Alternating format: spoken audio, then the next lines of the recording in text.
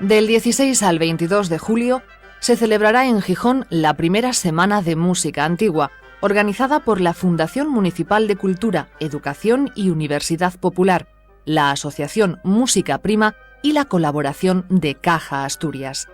Para esta primera ocasión se ha decidido la realización de diversos cursos dirigidos a músicos en formación y profesionales, contando para ello con verdaderos especialistas de reconocido prestigio internacional y la programación de 2 conciertos.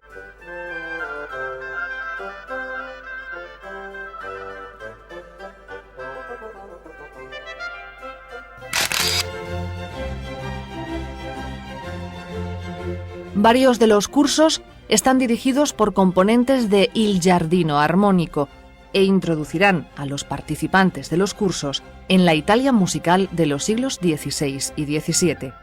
Por otro lado, Il Giardino Armonico interpretará obras de Vivaldi, Mozart y Telemann en el Teatro Jovellanos el martes día 21 a las 8:30 de la tarde.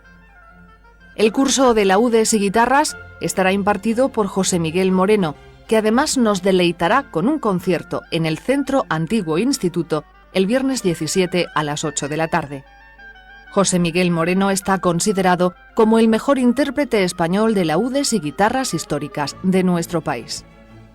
Otro de los cursos versará sobre la construcción de laúdes y guitarras, contando con la dirección de Carlos González, luthier e investigador sobre la evolución de los instrumentos musicales.